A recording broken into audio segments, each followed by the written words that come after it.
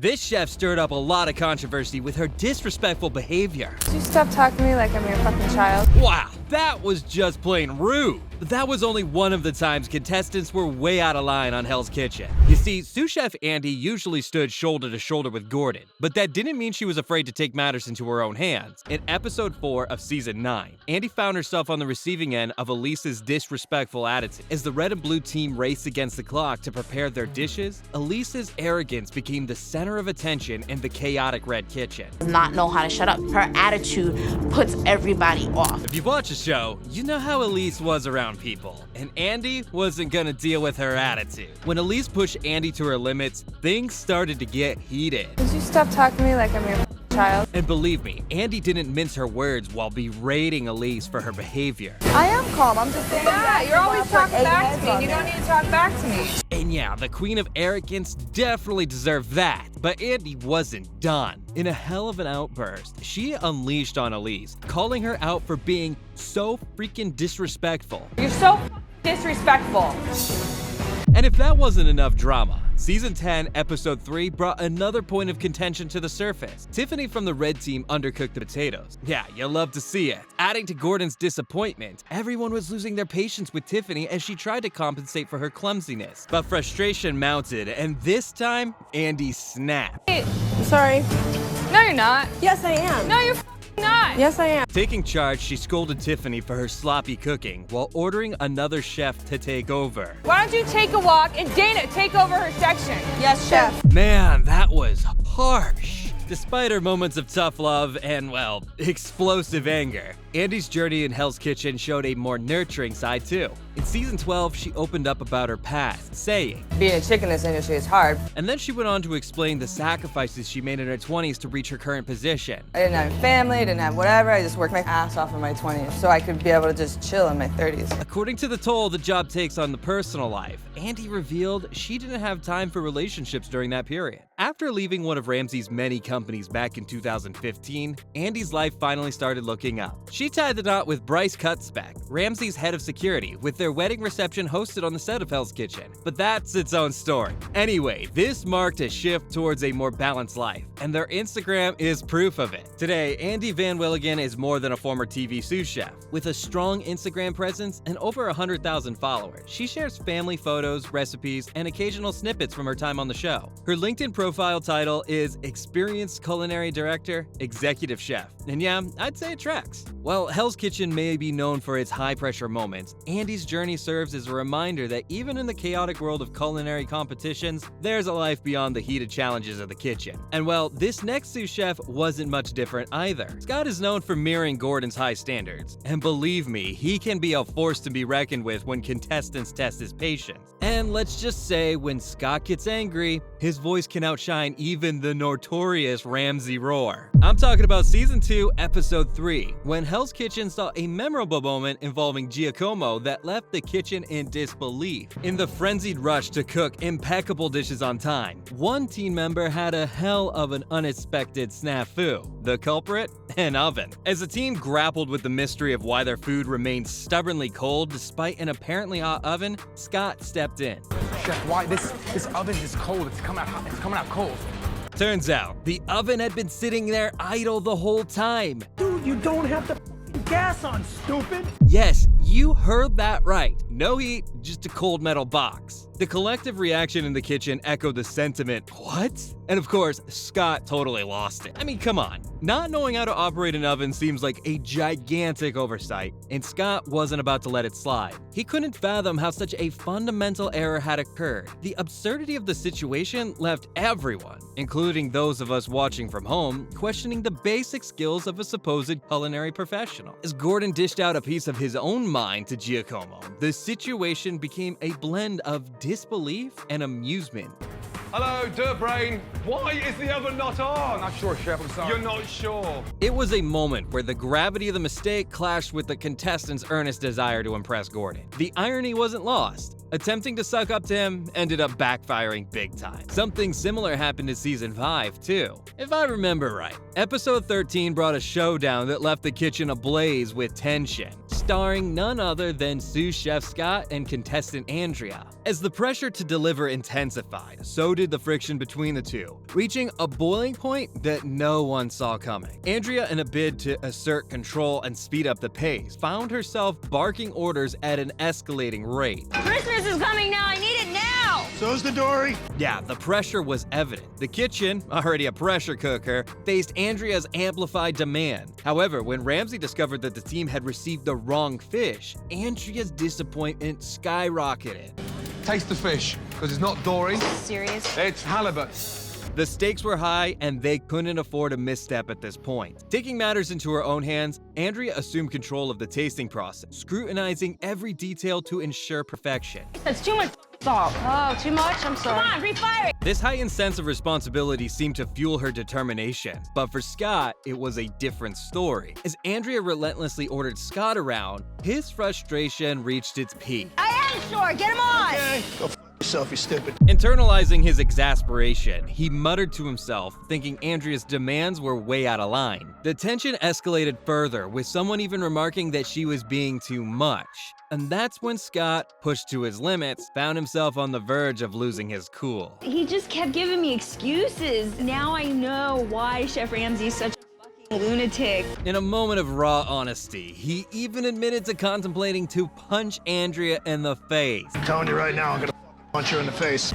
Oh man, the pressure in the kitchen wasn't just from the cooking. When you've got a lot of big personalities running around, you're gonna run out of room real quick. In the midst of Andrea's commanding presence and Scott's eternal turmoil, the kitchen became a battleground of emotion. Dropping Australia's favorite curse on Andrea was a manifestation of the frustration that had been building up. In any case, she did manage to impress Ramsay with all the commanding over and taking control. Not so much with Scott though. Following his impactful tenure on Hell's Kitchen, Scott rose to executive chef at Napa Valley Grill before an audacious move to London under Gordon Ramsay's mentorship. His Hell's Kitchen legacy includes a record-breaking 10 seasons, standing as the sole original staff member that stayed on beyond season 7. What's more, Scott ventured into entertainment, guest starring on Kitchen Nightmares and hosting the Food Network Challenge. Today, as Chief Culinary Officer at Greensbury Market, he shapes the company's direction. On Instagram, his dynamic posts showcase a meticulous commitment to culinary art, offering followers tantalizing glimpses into food shoots and transporting them to picturesque Italian towns. All in all, Scott's culinary journey is an impressive one to look back on, and it's still going strong. Now, you gotta agree, despite boasting about his cooking skills, Johnny's lackluster performance was overshadowed by his disrespectful conduct, particularly targeting women. One notable incident involved season 16, episode 1, where he belittled Kimberly and Ryan's almost perfect dish. Yeah, he was putting his misogyny on blast from day one. I use 1 can of canned clams. But that was far from the extent of his antics. Not make the words canned clams sound good ever. Alright dude, sit down. However, karma had its way as Kimberly emerged victorious, securing a prestigious head chef position in Las Vegas, leaving Johnny in the dust. And probably a bit confused too. Like, how do women win big strong man cooking show? His unapologetic behavior persisted as he openly admitted to being a bully, and straight up made Jessica Boynton cry after her team's victory celebration in season 16, episode 3. Don't remember? Watch this. I don't know why you even look at me. Like, just stop talking to me for the rest of the season. Now, just because you lost doesn't mean you get a pass to speak to people like that. She's annoying. You could give aspirin a headache. I mean, poor Jessica broke down just thinking about it. But he wasn't done yet. In the next episode, he attempted to break Kimberly's spirit this time around. Dude, I just can't wait to make her cry. And well, he kept going on and on and on. You, Johnny! Go join Jess! But this time, he'd chosen the wrong opponent. She stood defiantly against him, proving herself stronger than his bullying tactic. And it was delightful to see Johnny's old school perspective facing a reality check when Kimberly emerged stronger than ever. Why don't you start acting like a gentleman and being respectful to people and stop trying to rip on people because you feel about yourself. Despite Johnny's poor attitude extending to teamwork and disastrous dinner service, Kimberly's resilience prevailed. His questionable temperament and subpar skills eventually led to his elimination from the show. Undoubtedly a relief for the female contestant. Outside Hell's Kitchen, he reportedly owns a cookie company in Philadelphia. I really hope that he's learned from his experiences, grown into a more respectful individual, and finally got around to understanding the importance of learning from his mistake. After all, redemption and personal growth are essential chapters in every chef's journey. And now, time for Lazy Lacey. Well, don't come after me. That's a title she earned herself. So it's now time to shine the spotlight on Lacey. And I'll say it now so there's no confusion. She 100% earned that nickname of hers. In Season 5, Episode 1, Lacey's journey started out on a rocky note. During the prep, her teammates were irked by her unwillingness to take charge of a station until she knew everyone else's whereabouts. Honestly, because I don't have line experience. That statement shook everyone, and Andrea was left feeling that Lacey was definitely not solid. Are you serious? Lacey's definitely not solid. And the rant just didn't seem to end. I don't want to do this shit anymore. I really don't. Right then, in the midst of prep, Lacey dropped a bombshell. She declared she was quitting. I quit, you guys. What? Man, Lacey. Gotcha. What did she say?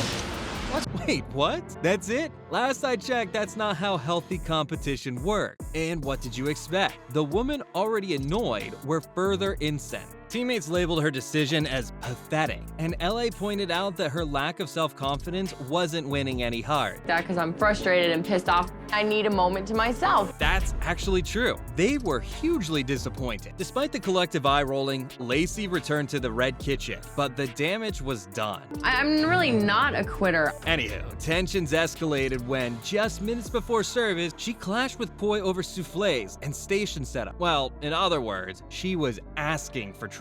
You could have had this shit done a long time ago. Boy, I'm not gonna take your fucking shit. I don't care whose shit you take, Arguments flared and threats were thrown. Let's just say it wasn't a fun day on the set. but you need to help me with this stuff. Given the situation, it makes me wonder if Lacey was asking to be eliminated right on the spot. I mean, how else would you explain her behavior? Now, contestants have been shown the door for acting less pricey, and Lacey at this point was probably itching to leave. While this was what was running through her head, Koi threatened after this, saying she'd come after her. And what was Lacey's reaction? I'm just so sick of stupid And they started to bicker in front of Gordon.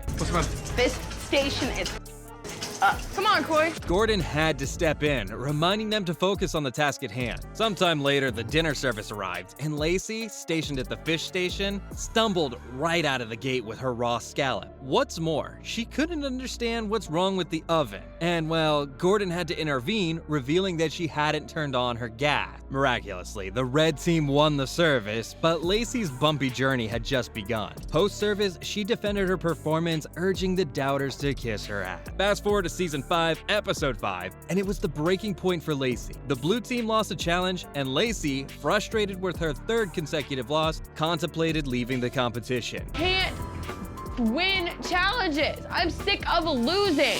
Yeah, I'd feel the same if I was her. I can't do this anymore. I'm about to really go f***ing crazy. And then, in a moment of realization, she finally said it. I'm gonna go home. Stop saying that. Giovanni! Listening to this admission, Giovanni's anger flared, but Ben remained by her side in spite of it. Don't give up. However, her skepticism was evident, believing Ben was just blowing smoke up her. Well, trust me, lots of people are happy she wasn't on the red team. And during the punishment of making fortune cookies and decorating the dining room with origami, Lacey's attempts at a Gordon Ramsay impression fell flat. And of course, this annoyed her teammates even further. Of course, Lacey was eliminated. I mean, everyone realized what a train wreck she was, including Gordon. But guess what? She's back as Paula's last choice at the end of the season. During dinner service, Lacey was on the appetizer and garnish station. And before you know it, complaints filled the air, irritating even the patient Andrea. After that, you're working 2 pork, 1 chicken, 1 halibut again. Oh, Okay? It wasn't hard to see that she was a little too laid back for the work at hand. New chicken garnish too while you're at it. oh, me. Can someone remind her that this kind of attitude doesn't help when you've got to wrap things up quickly? The same tickets, honey. I know, but now I have. Never mind. I mean, Gordon's face said it all. But to make matters worse, Menu is too complicated. I got a little flustered, you know. but hey, it wasn't the time to think about the menu, which was already pre-decided. And given the situation, Gordon was starting to get frustrated. Once. Come on, Lacey, give it all you got. Come Yes, chef! on. Move, Lacey, come on. Yeah, and to top it all off, all she could say was, "God forbid, chef." Ramsay tried to turn a blind eye on her antics. There was no point losing his hits over someone who clearly didn't care. However, in an attempt to encourage her, he asked her to work harder. But how did she react? She yelled back saying that she would. And nope, she wasn't done. What's he gonna do? Kick me off the show? Oh, wait, he already did that. There was no stopping her. Yes, chef, I'm trying my hardest. What do you need? What do you need? What do you need? Whatever she just said. The other team members were getting sick of her too, but Lacey continued throwing a fit. I was trying to. Spinach, where's spinach, Lacey? She said she was sick of always being yelled at, but in truth, she was the one who couldn't keep up and had the attitude to blame everyone else. Meanwhile, on the other side, Andrea was losing it too. Because Lacey couldn't contribute her part, the entire red team was falling behind. But how about the blue team? Well, check this out. Danny's entire team is working together to get out entrees. Yeah, now that's some real team spirit. As the episodes unfolded, it became clear that Lacey was enduring the toughest season, facing challenges at every turn. And nope, she wasn't cut out for it. Here's what a few Reddit users had to say about her. While some congratulated her for getting attention on the show, it's important to note that it was for all the wrong reason. However, they did appreciate her for having a knack to keep her head above the water despite all the anger and frustration she had to deal with. Well, if you ask me, I think she just lacked enough belief in herself, but maybe she wasn't as bad of a person. Now, despite the chaos on Hell's Kitchen, Lacey's post-show life took an unexpected turn. She transitioned from one part of the culinary world to another, becoming a cake baker, and according to her LinkedIn profile, is now a researcher/administrative assistant at XVent Box RVG Distributor LLC, managing ventilation system. Yeah, that bit's definitely not food related. Probably. Oh, and did I mention, Lacey got married and changed her last name to Wyatt? Well, I'm glad she found her footing. And now, in the relentless arena of Hell's Kitchen, one chef faced an unyielding storm of disrespect at every turn: Raj Branston. While elite talents showcase culinary prowess, Raj's journey in season 8 was a hell of a farce. Hailing from Queens, New York with an impressive 35 years of kitchen experience, Raj's skills were questionable in spite of his resume right from the start. During the signature dish challenge in season 8 episode 1, his seafood and vegetable pancake left Gordon bewildered. Vegetable pancake. Pancake? Yeah, it's a pancake. What? I don't think this man is here to be a chef. That look like a pancake? Wow, that's not the reaction I was expecting. It was dripping oil, and well, Gordon wasn't wrong when he said it had gone for a piss. But here's where things got real juicy, or, oily. I don't know, you tell me. It's a shame because the seafood actually tastes quite nice inside. Oh, thank you. However, it looks a mess. And what do you know? Raj's lackluster presentation sealed his fate with a resounding 0 out of 1. Later, assigned as a waiter during dinner service, Raj stumbled over specials and proved useless in the kitchen. Gordon gave him a choice: help or F off. Oh man. To the customers and tell them you f***ed it up. I didn't. It must have been humiliating to hear that. The jacket, though. I can't go out there with this jacket. Hey, come here, you. Too bad he was treated like that even at the best of times. Anywho, Raj's journey in Hell's Kitchen came to an end after he was eliminated for being the weakest link and way out of his league. With 35 years of experience, Raj proved quantity doesn't always translate to quality. His embarrassing stint, a lesson for being truly out of his depth. His elimination came as a surprise considering his team had won the service. Despite the shock of leaving, Raj reflected on a challenging journey where he failed to connect with teammates Gordon and sous chef Scott. However, he expressed gratitude for the experience, stating that despite the difficulties, he was genuinely glad to have taken part in the competition. And well, somewhere in the corner of my heart, I am too. Surprisingly enough, he did get a lot of people liking him despite all the disrespect he faced on multiple occasions. So that's a wrap up on some of the most disrespectful moments on Hell's Kitchen. Did I miss your favorite moment? Make sure to drop your thoughts in the comments below. And before you head out, share your support for my channel by giving this video a like, subscribing, and turning on my post notification. And if you thought this story was crazy, I just dropped another mind-blowing video right here, so don't forget to watch it. And hey, make sure to visit my social media pages and stay updated with all my latest content. See you there!